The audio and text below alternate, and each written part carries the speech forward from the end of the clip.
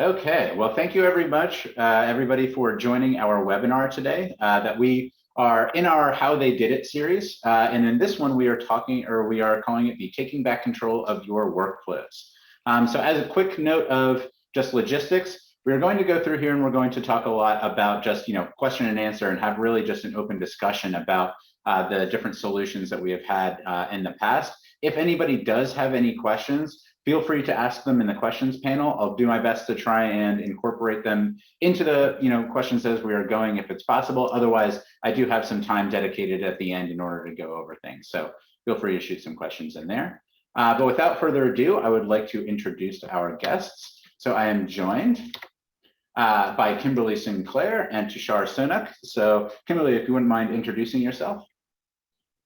Yeah, absolutely. Hi, everybody. I'm Kimberly Sinclair. I am the Vice President of Operations for Sound Advisory Services, but I have a background in part of this project from just overseeing all of the products that we have here and being part of all the solutions from a technology standpoint and working with different vendors to find those solutions and make us have a positive experience with our application and with our business overall. A little bit about me, I did start as a speech pathologist, and so with that, it brings an interesting eye on how I view different situations just from my education and training, and have just progressed into different modes and different areas within healthcare that have led me to where I am today. Great, thank you. And Tushar, if you could introduce yourself. Yeah, hey everyone. My name is Tushar Sonak. I'm currently the Director of Software Development at Sound. And I was the second engineer to be hired at Sound Physicians, and I've been there since then and grown to a position of Director of Software Development, where I lead a team of more than 30 engineers. And yeah, I love Sound's vision. Our vision is to be the unmatched leader in providing, improving care and reducing costs of care. And that's what wakes me up every day and gets me going. Great, thank you. We'll introduce ourselves at Mastodon really quick. So my name is Colin Schoenfelder. I'm the Director of Technology at Mastodon. I definitely have overseen a lot of different projects that we have had over the years in a lot of different industries. And right now I handle a lot of sort of our emerging technologies and our center of excellence as from a technology perspective. I'm joined by Martin Mock, if you could introduce yourself as well. Yeah, sure. My name is Martin Mock. I am a Director of Professional Services here at Mastodon. I oversee a large number of our commercial portfolio clients. And I've been working closely with Tushar since April 2019 or so for several years now, and Kim over the past maybe year and a half or so on some of the automations and implementations that we're going to discuss today. So yeah, really kind of excited to go into it and discuss it a little bit more, and I can help fill in some of the gaps and details there. So yeah, thank you. So this is actually the third webinar that we have done in this How They Did It series. Just to give a little bit of context of exactly what we're going to talk about, as part of Mastodon, we have done a lot of different implementations across a lot of different industries. And so we really have seen a ton of different types of applications that we are building out. And what we wanted to do was showcase different types of industries and figure out exactly how they did things and make sure that they have a good understanding or tell the story of how we went from we have an initial problem all the way through to we have a solution which is in production and exactly what that transition was like. And as a quick note, I just wanted to say that anybody that's in attendance here, you have access now to complimentary services to try and take a look at your initial workflows that you have now and take them over to something which can be implemented in software, and absolutely reach out to us if you have some interest in doing some of those services. And with that note, I'm going to jump over and stop sharing and really jump over to the questions. And the first one that I wanted to ask you, so Kim, if you could talk a little bit about, just because of the fact that this is a very broad subject that we're talking about, these workflows, just a little bit about your industry and Sound Physicians offerings and the businesses that you kind of like work in. Yeah, absolutely. So Sound Physicians is our large corporation, and it does have different points from our umbrella, with different service lines within us, but we are a leading physician partner to hospitals, different health plans, physician groups, and so on. We've actually been around for over 20 years. And we've been able to be high performing and have affordable care models that combine physician leadership, our clinical processes, technologies, and analytics. We definitely try to be trailblazers in how we provide value, how we work together, and always keeping the patient at the forefront, which continues to drive our outcomes and our positive experiences with both our patients we interact with and then also from a business colleague standpoint. You know, we do continue to grow every year, and as of right now, we have over 4,000 clinicians and about 1,000 business colleagues. Our service specifically, we advisory services work with hospitals to help provide insight on how to handle a patient's case. So sometimes a patient will come in and it's not so certain on what should be done with them. What we do as a business is we support the hospitals by providing good feedback and insight onto maybe items that they would have missed or things to call attention to in order to give them enough clinical insight to make the right decisions on a patient's stay.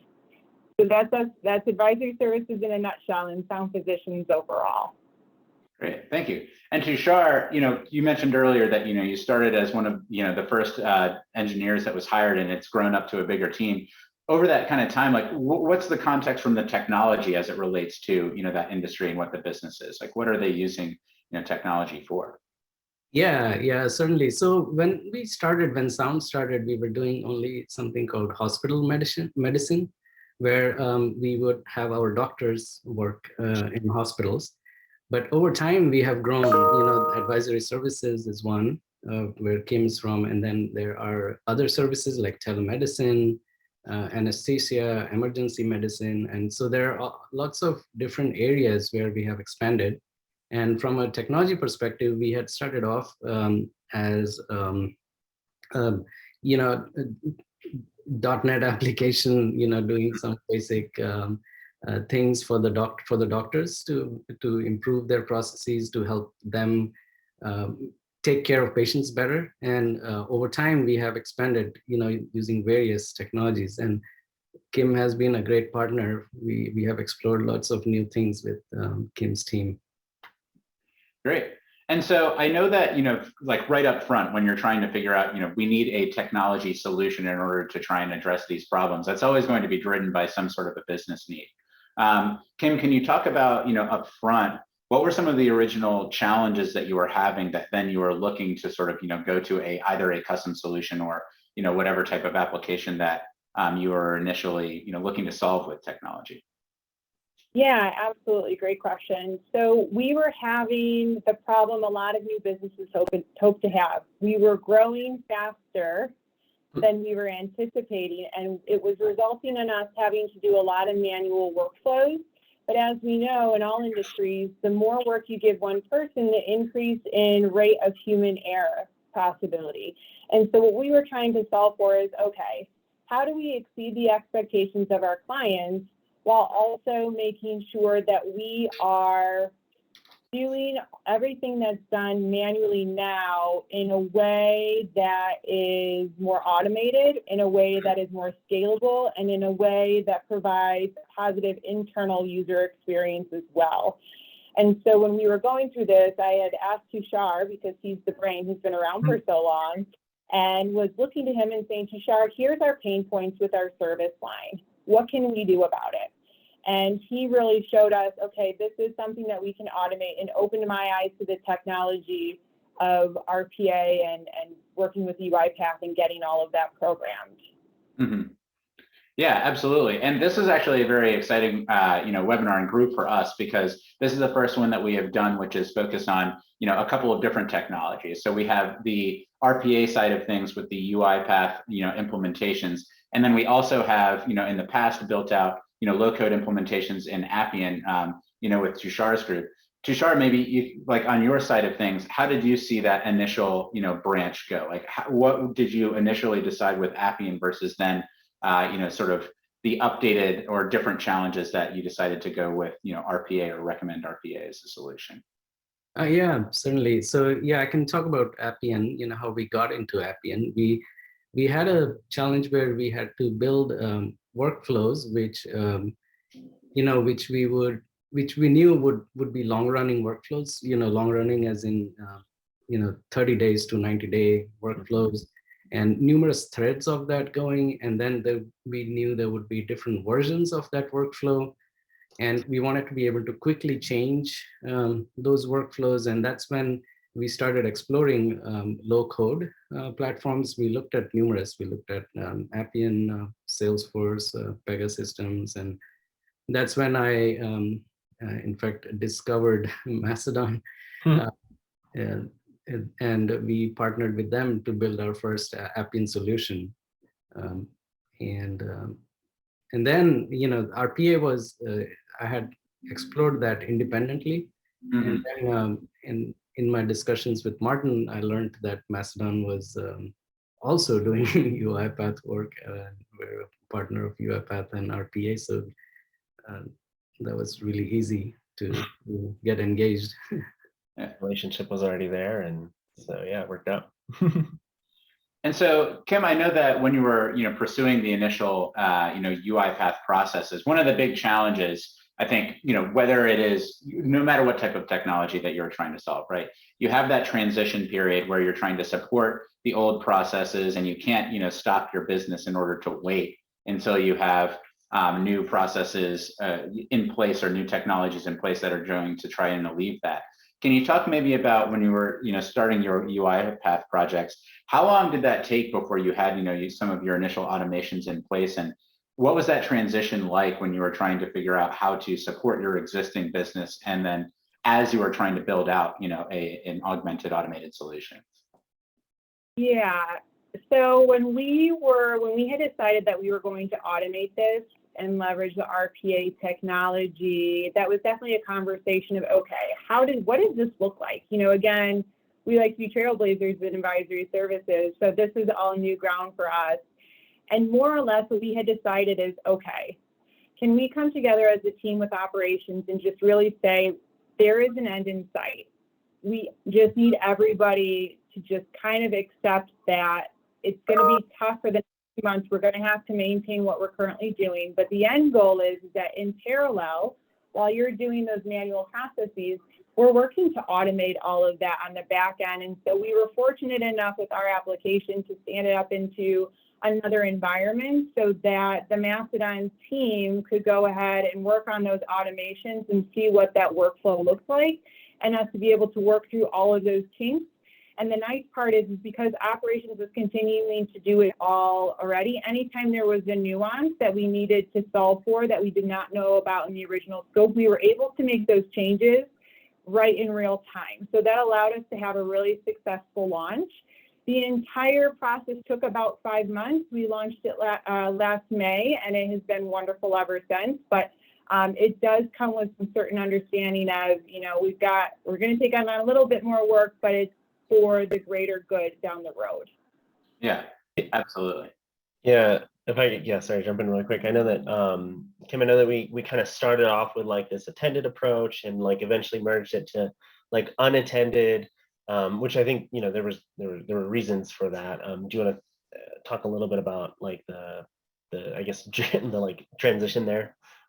Yeah, thanks for bringing that up, Martin. Yep, so we did start with an attended approach, and that was really just for us to have our group build our confidence behind the product and the workflow. Mm-hmm. We were still trying to identify were there any very specific scenarios that we needed to solve for and make updates for. Once as a group we felt comfortable that we were at that point, in addition to recognizing, hey, we need to just make this as easy as possible for our team, we did transition to an unattended workflow last year. So in December is when everything was 100% unattended. And so, yeah, that's a great question, Martin. But, I, myself, and some other folks, we just always like to be confident because we have to own it all. Mm-hmm. And that includes success and the problems. And so we just needed to watch it long enough to say, okay, I can lay my head down at night and know that this is going to work. And it has been. And it's been wonderful. But yeah, we definitely took a slow to warm approach, starting with attendance and transitioning. And I think that iterative approach on how to solve the problem, right, is something that you do on any single kind of project, be it technology or otherwise. I'll start by asking Tushar, so when you were trying to figure out how to approach that, with the initial Appian systems that you had built out, like how did you choose what the first system or piece of the system that you wanted to build out was, or was that something which was extremely clear from the get-go what you were trying to build out and replace? And that sort of, prioritization path, like what did that look like for you?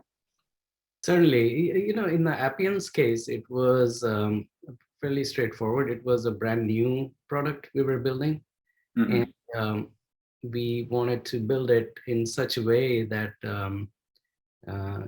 we would be able to build it quick, and we would be able to maintain it without impacting our current existing teams who are quite busy working on other products.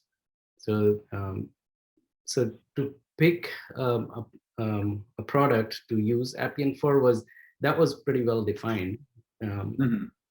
and with RPA, thanks to Kim, and her openness to to humor my crazy ideas, we were able to first demo it, and then we went ahead and we partnered with Macedon to do it for real in production.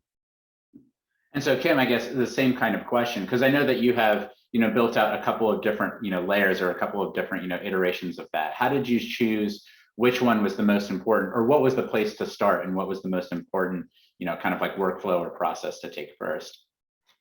Yeah, absolutely. So it really was just doing kind of a business impact analysis and saying, all right, what is our biggest pain point and what can we have the biggest impact with, right? So we do recognize that this is a process. What's worth the work? Where are we going to really get our return on that, both from an internal standpoint as far as employee satisfaction, just making sure our business colleagues and the folks within operations feel comfortable and that they have enough buy-in or are feeling positive about their role. And this is, I think, is one area that we were able to improve on. But then on the same side, on the different side of the same coin, is where can we also provide the biggest impact with our clients? And we were able to identify that as well. And, the nice thing is with all this work that was done, we have a tremendous development team, and they also have a relationship with Tushar. So when we were passing down the humorous thought of what we were going to do, it did not come without them needing to get heavily involved to make sure that our application can support this automation, and they did a fabulous job with that as well. Right. And it sounds like, there's a great symbiosis between, sort of like the technology and the business teams there, which is super important, especially when you have a number of different technologies that you're using in order to have something which is, a cohesive solution that is trying to address like whatever the business problem is. And I would sort of, my next question would be, now that you have been using them in production, first with the Appian system and now with RPA for quite a while, do you have, specific metrics that you are tracking to try and figure out like what kind of, return on investment that you're getting there? And like, how do you find that it's actually, like working out as you've been going forward? Is it delivering on your expectations of value and that sort of thing? And I suppose that's a question for Kim first. Yeah, so from an RPA standpoint, we were just tracking as far as completed successful actions that were automated.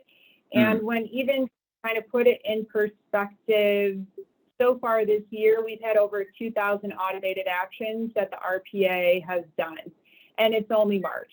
And we're actually rolling out, another positive effect of this kind of on the side of it is we are also leveraging the same technology, but with a different initiative, because the workflows we automated in the first round were so successful. So now we want to leverage that for a new initiative that's allowed us to kind of expand our business offerings as well, which is quite exciting. So we really did not have a ton of metrics other than just saying, okay, what is being done manually right now and how do we quantify that? And then how are we able to match that against automation? And is the automation able to duplicate, if not exceed, the volume of automated actions that occur within a day, a week, a month? And we're actually seeing that it is able to exceed it. So we're able to handle the growth of our business because this is something that we're able to rely on confidently, and it's performing. Yeah. And my understanding is, it's a very data intensive, capturing data from external systems and, connecting them through. And so for sure, taking that into an automated, method rather than having somebody who is dedicated to sort of doing that work is a huge gain. And Tushar, I didn't know if you have like a similar sort of experience with Appian. Was that something where you had you described it as it was a new product that you were offering.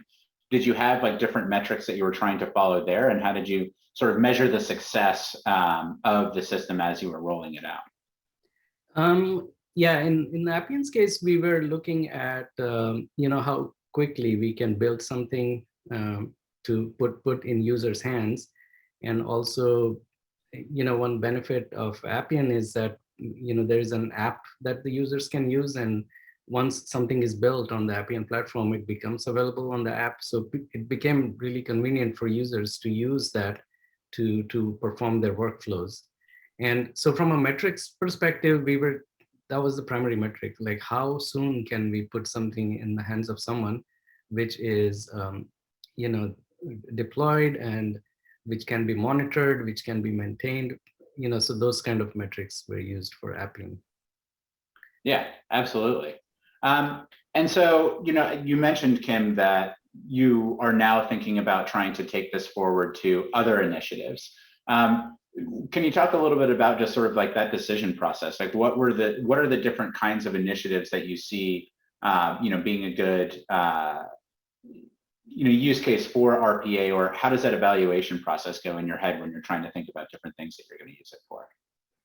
Yeah, absolutely. So when I think about automation, Tushar planted a good question in my head very early on with this, and it says,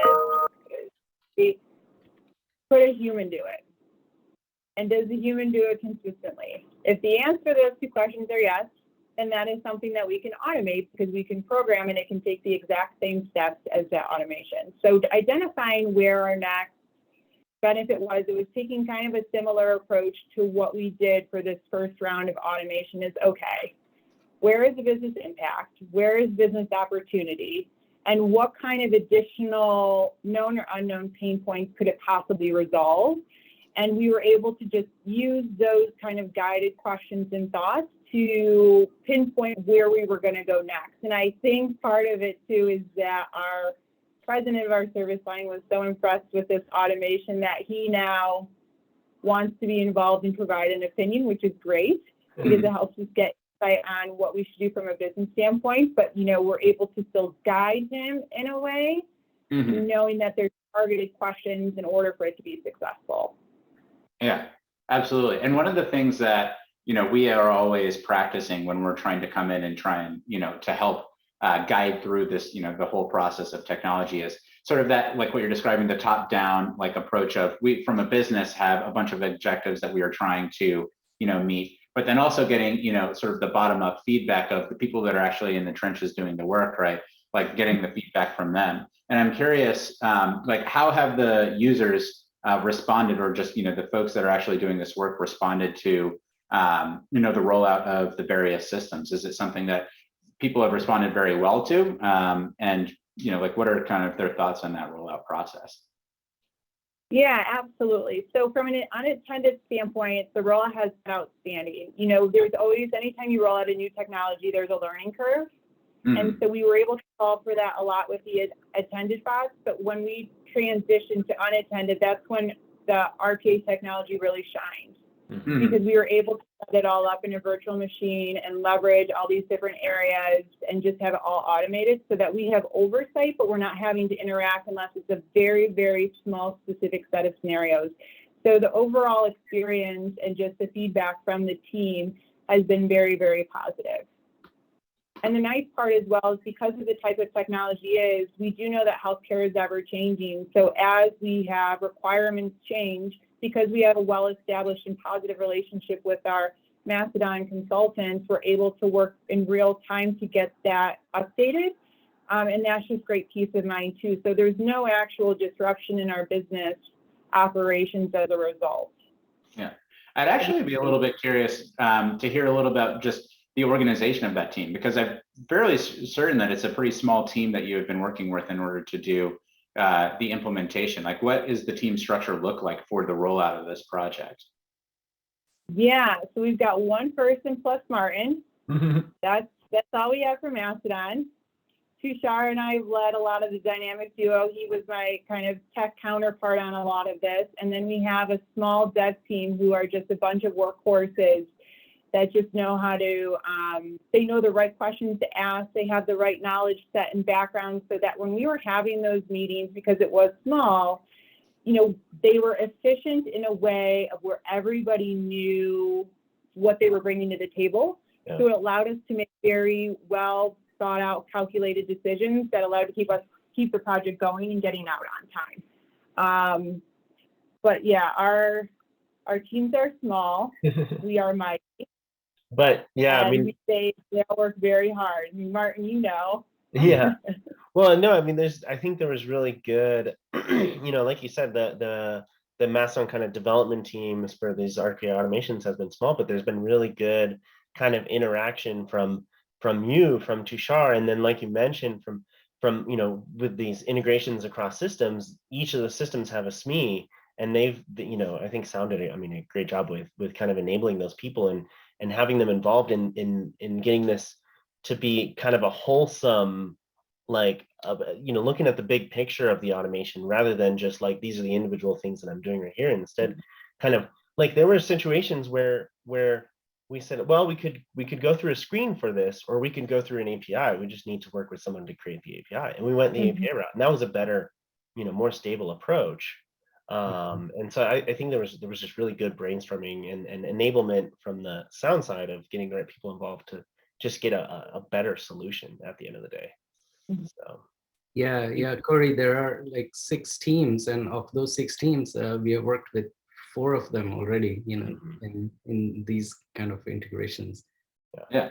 And Tushar, I mean, maybe the same. I know that you've been in production with your Appian system for quite a while now, but that initial rollout process there, what kind of feedback did you initially get from the users of your system? Did they have like a positive reaction, and how did that sort of feedback cycle back into things that you were going to change work in the beginning stages? Yeah, we went through a few iterations of the product. At first it a certain way, and then the users found it a little bit clunky, so we changed it, and that was great that we could do it quickly.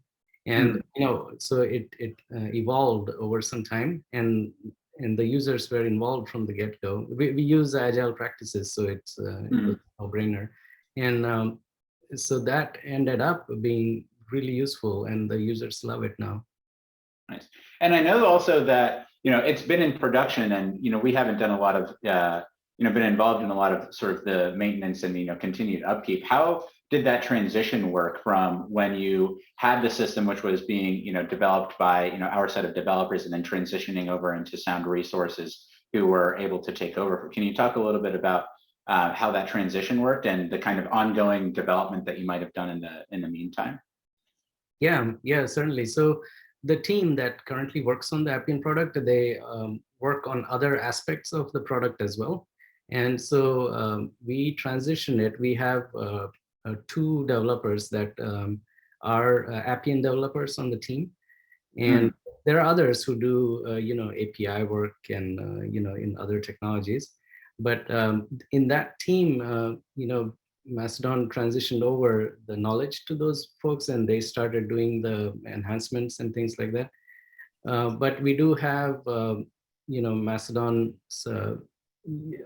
available to us, the architects. And so whenever something big happens, where we need help designing something new, or if we see there is an issue with performance, we engage with Martin, and we pull in other architects from there who help us out at that time. So that has worked pretty well for us. So we can take care of it for the most part, but when we need specialized help, we can reach out. Great. I have a couple of other questions that I wanted to ask. I did want to throw out there another reminder that if anybody in the audience does have any questions, feel free to throw them over to the question and answer section, and I have the section at the end that we can get to it.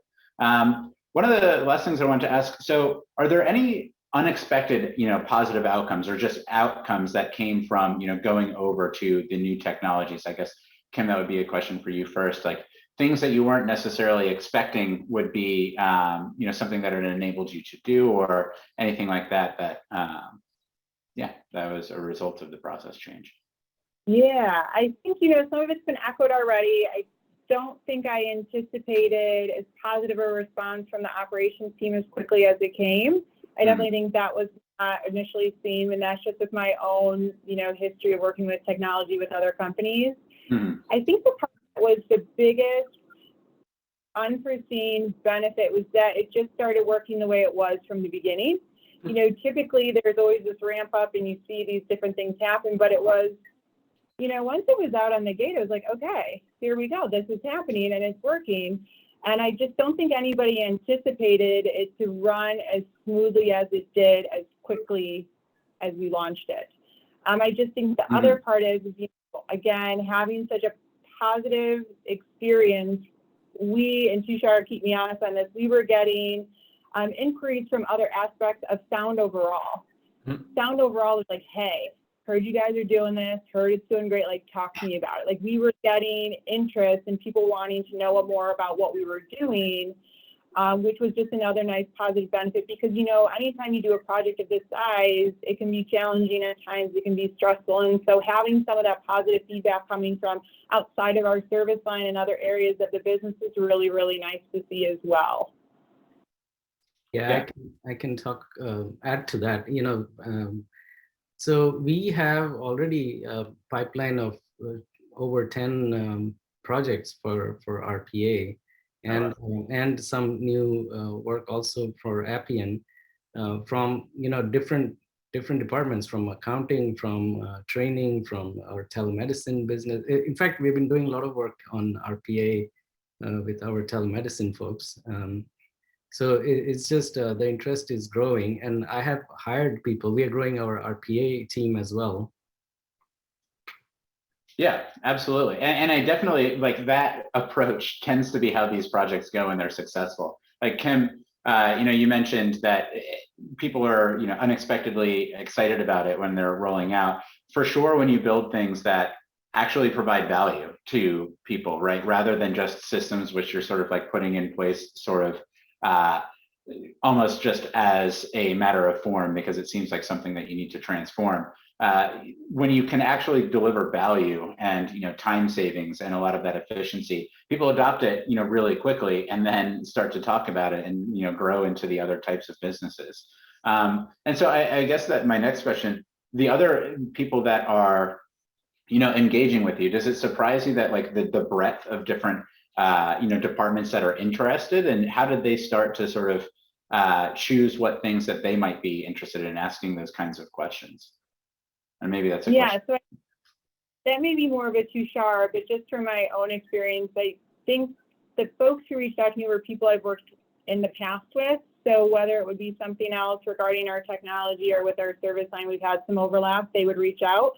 And I think too, they would come to me to see if it was actually something that could be done, or they would go to Tushar or somebody else just to confirm that it was true, that they weren't crazy or weren't going to be kind of silly. Like, can this actually happen? I'd be like, okay, well, talk to me about what you want to do. Talk to me about what you think could be automated. And then based on my feedback, and he said, well, what do I do? I go, you go talk to Tushar. That's where it's above my pay grade. You go up to him, and he can help you get on the list. But yeah, we talked about it with our whole IT solutions product. I even think we went through that. And so, yeah, it was good. Tushar, I'm sure you have more you can add on that. Sure. Yeah. Thank you. You're too kind, Kim. but the credit goes to my boss. He's the CTO at Sound Physicians, and he is always open to new technologies. And he sort of spread the word across the entire organization. He showed them what RPA is and what it can do, and that's when we started getting all these requests. And that's how the interest grew. So we were surprised. He had just mentioned that reach out to me or Tushar if you have any ideas, and boom, all of a sudden we had more than 10 people reaching out with all sorts of things they wanted to get done. Yeah, absolutely. Well, great. And I think that I've actually reached the end of the questions that I wanted to ask you. So thank you very much for coming in and joining with us. This was definitely really helpful, and great to hear the success story of like a couple of different technologies that have come through. I'm gonna start sharing my screen again for a moment as we are signing off. And yeah, so we have, so again, thank you everybody for joining. Any questions that anybody has, feel free to reach out to us at Mastodon if you want to have any follow-on discussions or just are interested a little bit more about the technologies that we discussed here today. Absolutely.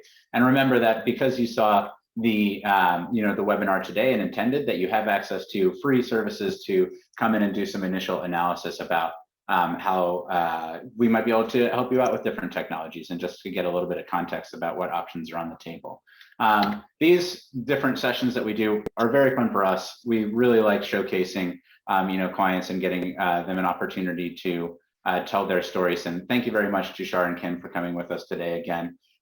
Check us out on LinkedIn and our various social medias. We'll be posting these videos eventually, and we have these series which are going to continue to do across this and then a number of other topics. So great. Thank you everybody for joining, and thank you again, Tushar and Kim and Martin. A pleasure. Yeah, thank Thanks, you.